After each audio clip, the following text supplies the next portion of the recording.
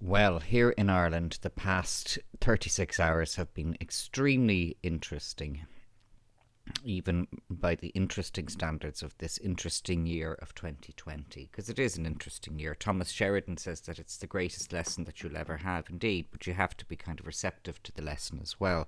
It's interesting, again, to see how many aren't receptive to the lesson yet, but when they're destitute by the end of this month and have no homes and all the rest of it, then they may be a bit more interested. Anyway, um, we're seeing a lot of different things unfold, both nationally in Ireland and internationally.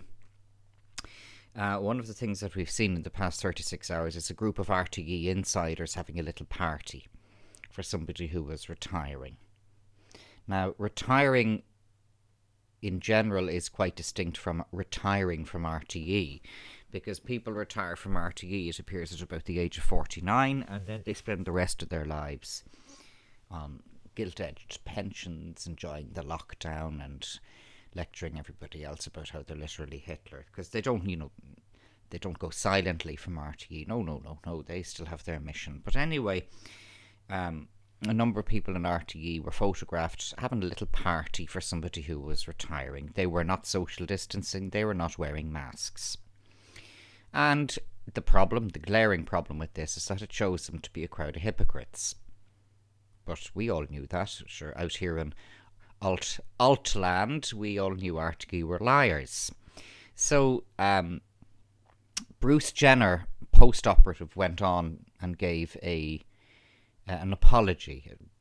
There was Bruce Jenner after the operation, still with the lopsided face and the dodgy hair, giving... Oh, no, sorry, it was Eileen Dunn. Sorry. No, my mistake. Eileen Dunn gave an apology. And some of the other heads in RTE, characters from They Live, they all are, gave apologies, sincere apologies. But RTE and the Irish Times have already memory holed this. But that's okay, it doesn't matter, because we won't memory hole it. So, you get the bots on Twitter saying, how is this comparable to Golfgate? It's comparable directly and exactly to Golfgate, primarily because it proves these gowls as hypocrites. RTE has spent the past 8 months relentlessly fear-mongering regarding COVID-19. All the time on RTE, practically every programme on RTE is peddling the line that there's this deadly virus out there that's going to kill us all. And what the behaviour, then the second thing that this leads into, is that the behaviour of these people in RTE at that retirement party for their colleague is identical to the 81 golfers in the Station House Hotel in Connemara this year, insofar as it shows that they're not afraid of anything. And what they all have in common, but particularly the RTE scumbags, is that they're hypocrites. Because I haven't been socially distancing and I haven't been wearing a mask. I refused to get a vaccine for COVID-19 at the age of 47. I think, if my immune system isn't in place now, it never will be. So, I have been completely rejecting the whole COVID-19 narrative since February. I don't wear a mask, I don't socially distance. I don't do any of these things. But the distinction is that I'm not a hypocrite, because this has been my position and my absolute line from the start. Now, I don't go looking for trouble. That's the other thing. So in other words, if nobody bothers me in the shops and I'm going in to buy groceries, or I'm going up to the newsagent, going to buy coffee, that kind of thing, refueling the car, and going about my daily business, then I won't bother them. I'm not looking for hassle. So long as nothing impedes my life, bringing court cases regarding planners and all the rest of it, which we'll come on to later, then I'm not going to look for trouble. And this is the distinction with other people who are going and lecturing staff and putting, live streaming it and all this.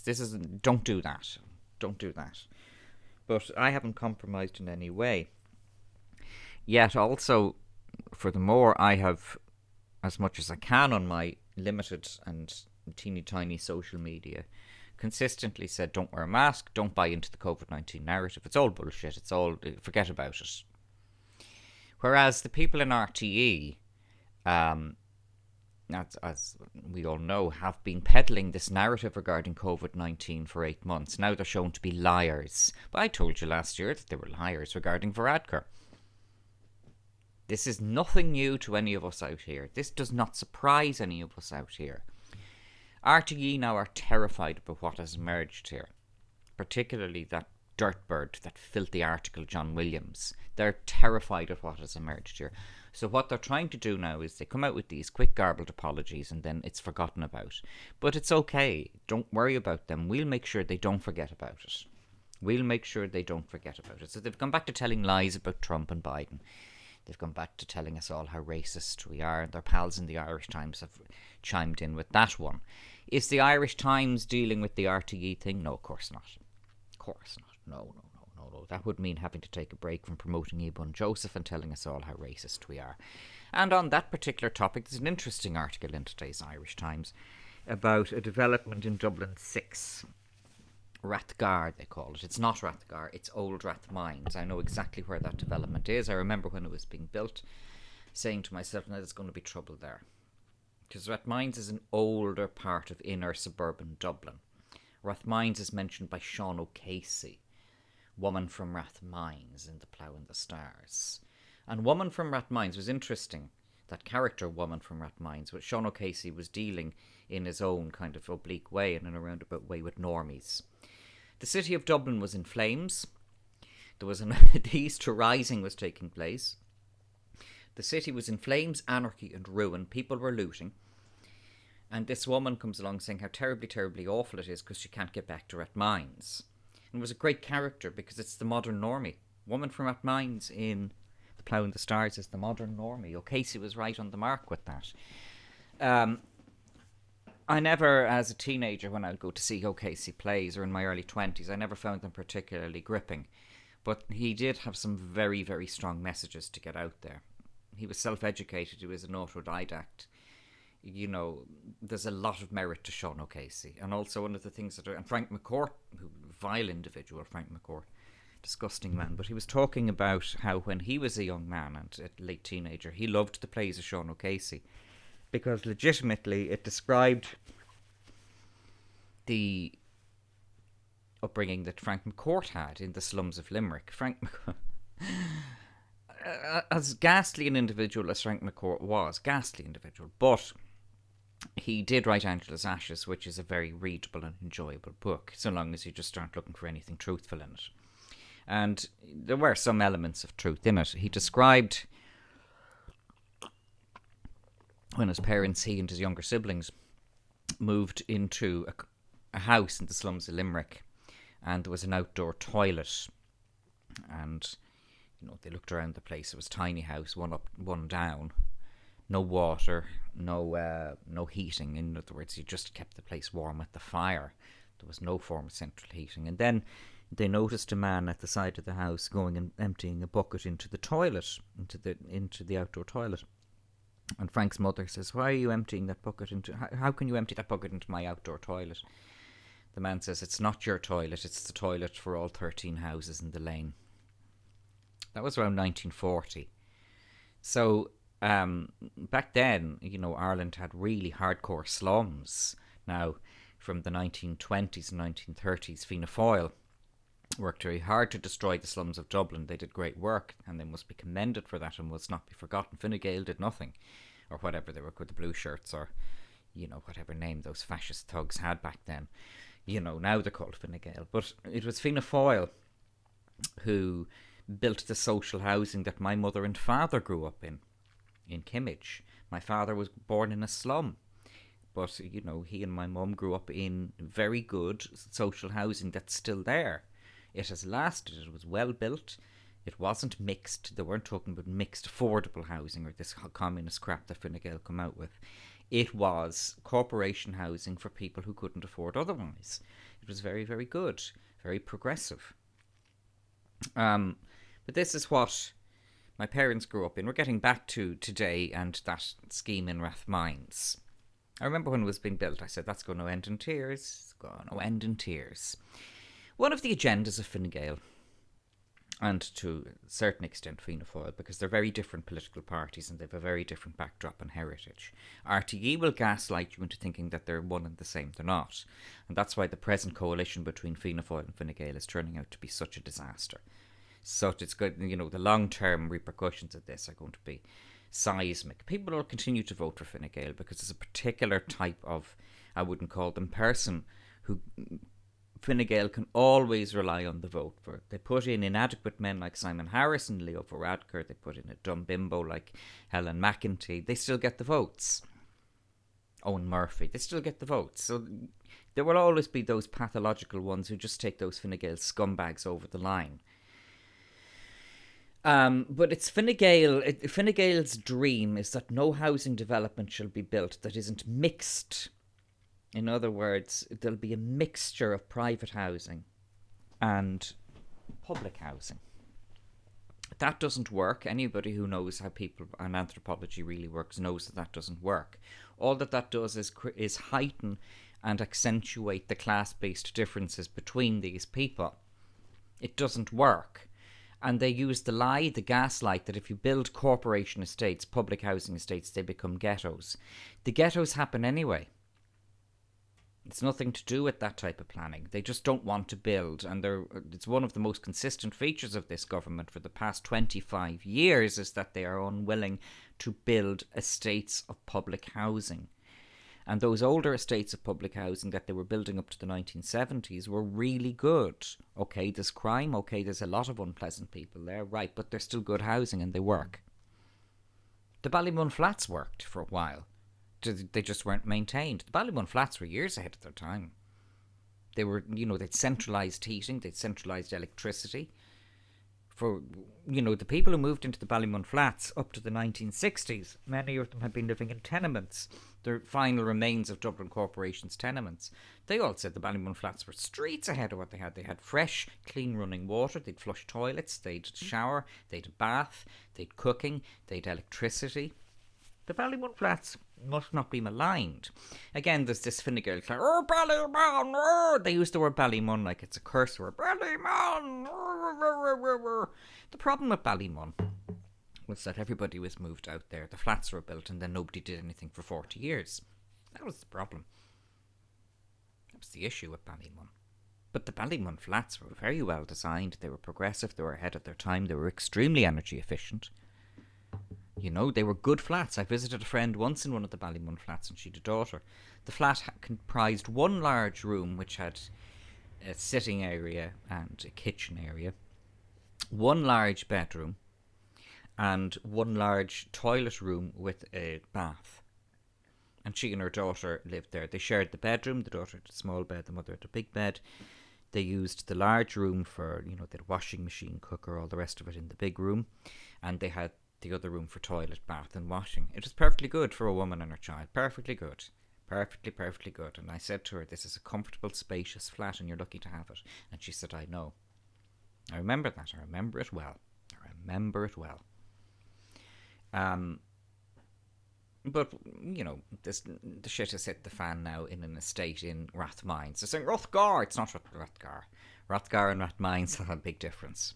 Big difference between Rathgar and Rathmines. Marianella is in Rathmines. It's on Upper Rathmines Road, not Lower. We always think of Rathmines as Lower Rathmines Road, but it actually continues into Upper Rathmines Road. And this particular, it's a development of flats, apartments, a development of apartments. And 15% of that development was allocated to Dublin City Council. Dublin City Council now is full of communists like Mannix Flynn. And anyway, 15% of the development was allocated to Dublin City Council.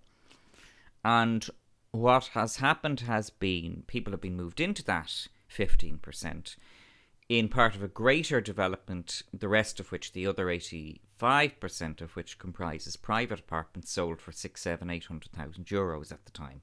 You wouldn't sell them for 80,000 now. That's beside the point. The people in the private part have private facilities that came with their contract. They have a gym, they have other facilities like that. They have a residents association. Now the people in, or some of the people in the public part of it are bitching about the fact that they're not allowed to avail of the private facilities. The private facilities also include a security guard and concierge, and they include all kinds of other things. The Irish Times had an article today saying basically everyone is racist and quoting that deranged, washed-up communist Mannix Flynn, saying that these people who are in the 15% public part of it, they're being appallingly treated, something just comparable to Auschwitz, really. And I read the article, actually, and the management company of the private sector is taking a very hard line and is standing up for its tenants. That is the private part, the 85%, who paid 700,000 or 800,000. And they're saying, those private facilities are for the people living in the private part. The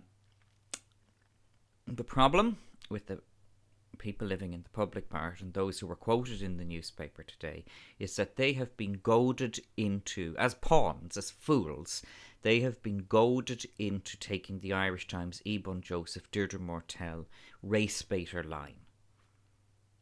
That's the problem. So, far from being grateful for what they have and having nice homes there in a nice part of the city, no, everybody's a racist. Now, I looked closer, as I said, at the article, and nobody from the private part was quoted. And I reckon a reason for that is because the people from the private part would be saying, we're quite happy with our management company continuing to take a hard line. I know I would, except I wouldn't have bought one of them. I'd sooner spend my money on a cottage in Leitrim, which would be a lot cheaper, you'd have a lot more space, and you wouldn't have all these arseholes in your way.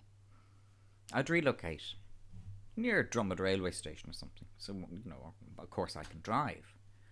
So, but at the same time, there is a thing, and it is quite harsh for those people in the private sector of the development, is that you don't give a sucker an even break. When they saw that deal, they should have seen that 15% of that was going to public sector housing. That's trouble. That's just trouble. Don't touch a development that has shit like that in it. Don't go near it. Don't go near it. It's not worth it. So far from, apparently the plan with Fine Gael was that we would get rid of ghettos and social tension if we create these mixed developments. And all that it's done is make it worse. But that's what happens when you have psychopaths running a country. That's what happens. The biggest, what's happening with those people who are claiming that they're being, victimized and discriminated against? It's discrimination. Those ones who are claiming all of that is that they are goaded into it by race baiters and professional troublemakers who are being paid our taxes to get huge salaries in woke NGOs. There are two things in Ireland at the moment that are criminal misappropriation of public money. One of them is the failed Children's Hospital in James's Street. That was created by Varadkar when he was health minister. He then became Taoiseach, and of course it was full steam ahead with that, and the developer was given a blank cheque. The builder of that scheme, the failed Children's Hospital in James's Street, was given a blank cheque. Fianna Fáil have now come into government, and now this has contaminated Fianna Fáil. They can no longer pretend that they oppose it. Up to this year, they could at least go through the motion to saying, well, we didn't sanction the failed Children's Hospital. But that do-gooder wicker man, Micheál Martin, with his wishy-washy smile, saying how disappointed, he was disappointed in the RTE cronies all breaking the rules. He was more in sorrow than in anger. His wishy-washy empty face. Micheál Martin, in his capacity as Taoiseach, if he'd wanted to have any degree of authority, should have made his first move to scrap the Children's Hospital. And I mean scrap. I don't mean change it or give compensation to the builder. I mean scrap it and bring in the legislation through the Dáil to make sure that anybody involved in that doesn't get any compensation. They lost out on it. No. The Children's Hospital, it's full steam ahead. Varadkar's little scam there, full steam ahead. But that actually pales in comparison to the biggest scam in this country, which is the NGOs. I recently commented that they were almost as bad as the criminal bankers. No, they're worse. They're worse.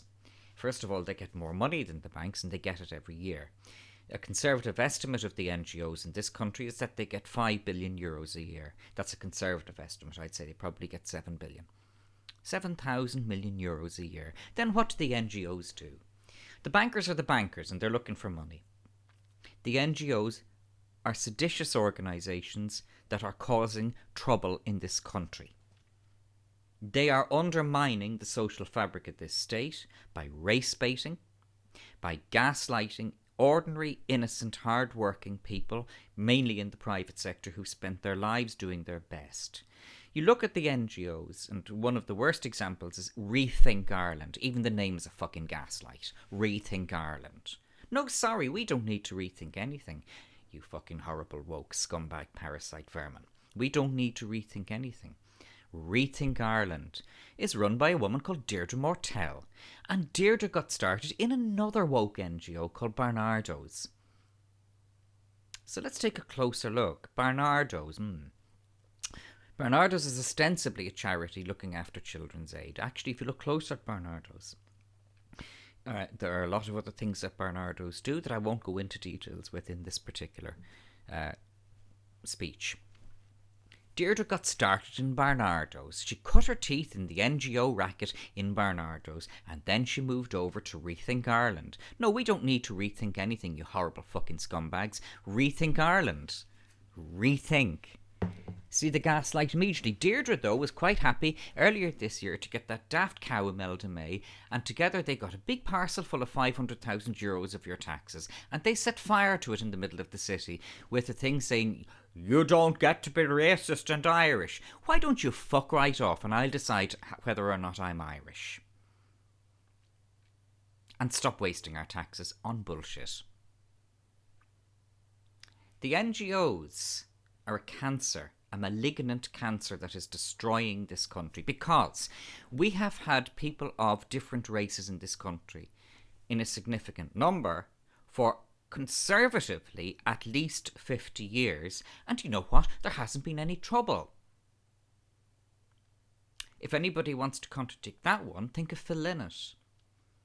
Phil Lynott was a big star here. Now, Philip talked about how he got mistreated when he was a child, and you know, he got racist abuse at school in Crumlin. He grew up not far from my mother and father. He grew up on Leglin Road. My mother grew up on Kilfenora Road. My father grew up on Stanaway Road. They called it Kimmage, but the further end of the same public sector housing scheme was called Crumlin. Philip grew up on Leglin Road in Crumlin, and I would be well willing to believe that he got racist abuse when he was a child and an early teenager. But by the time he was about 17 or 18, he was one of these characters, as the 1960s, the late 1950s and 60s were unfolding in Dublin. You know, as things were getting hipper in Dublin, Philip was in the vanguard of that. And even by the time he was 17, he was one of these kind of colourful characters you'd see around Grafton Street in the Dandelion Market. He was tall, he was handsome, he was charismatic. His mother was white. I knew her very well personally, Philomena. She was from Dublin. And his father was Brazilian. So Philip wasn't black in the African 100% sense. He was half black from Brazilian extraction. His father, Cecil Pyrrhus, I think who's still alive actually, wasn't an African black person. But Philip was seen as black. Also, he did have afro hair. Philip did have a certain type of afro hair. Everybody loved Phil Lynott. He, you know, very quickly he became, by the time he was in his late teens, he was a Dublin character, you know. And when he died in 1986, at the age of 36, people were very sad. He lived next door to me. You know, we are very sad about that. It was a terrible loss. Such a creative man, such a brilliant individual, such a prophet, such a shaman in his own way. You know, when he died, it was a desperate loss. But Phil Lynott proves the fact that the Irish people weren't racist. Nobody cared.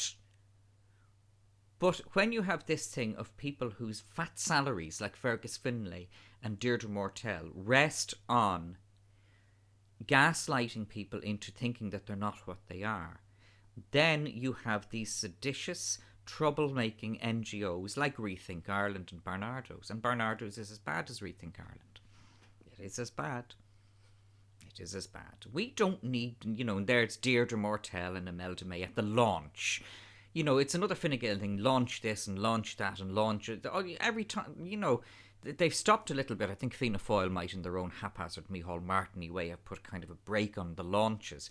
During the time of Fine Gael in government with that thing as Taoiseach Varadkar, there was a launch every goddamn fucking week. Jesus, there were more launches than a fucking Newcastle shipyard. Launch this and launch that. And of course RTE would be there running to stick their tongues up their arses.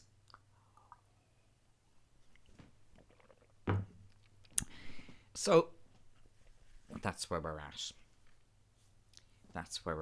So, it's interesting to look at what's going on in that apartment development in Rathmines and to see how that particular one is unfolding. And to see how, these immigrants, I don't think they should be let in. I don't think we have any obligation to take in refugees. That thing O'Gorman said, we all know Ireland isn't doing its bit. No, now you go back to hanging around with Peter Tatchell. You go back to answering those 9 questions you still haven't answered about your history with Peter Tatchell, Roderick. You go back to that now, you disgusting little SJW NPC yoke. And don't be lecturing us about we all know. We don't know anything. You don't put words in our mouths, you filthy little piece of human excrement. You don't be doing that now, Roderick. You dirty little article. Little piece of human waste that should be flushed down a sewer, O'Gorman. We all know Ireland isn't doing its share for refugees. No. You see, we're not NATO. So we didn't bomb the ass out of Syria and Libya and all those other countries. We didn't go into Afghanistan. We didn't cause this. And one of the side benefits that we should be reaping from our neutrality and our military non-alignment is that we shouldn't be required to do what there is arguably and indisputably a greater moral imperative upon the UK and the US to pick up. They did cause all this. It was the Clintons who did it, and Tony Blair and that waste of space David Cameron did all this shit. But we didn't. We became an independent republic for a reason. And, it's interesting times. RTE are continuing to tell all their lies. Their lies are even, RTE's lies are 3 weeks old. They're the lies that the US and the UK mainstream media were telling 3 weeks ago. The bullshit that RTE is coming out with now. Because they're so fucking pathetic. They can't even keep their lies up to date. The fucking animals. No, sorry, I love animals. It's an insult. Fucking monsters in RTE. But, we're out here. We're there. We'll take care of it, They won't close us down. They won't get rid of us. I'm not monetized. I'm not taking money for this. I don't care, to that extent, us out here, particularly the non-monetized ones like myself, we're doing what public sector media should have done, because, as I said in a previous video, the subsidy that public sector media gets isn't for what it's being used today, that is to propagate one side of an argument, which is even a false argument. It was ostensibly to allow them to set their own agenda. Well, okay, RTE is a vacuum and we're filling that one.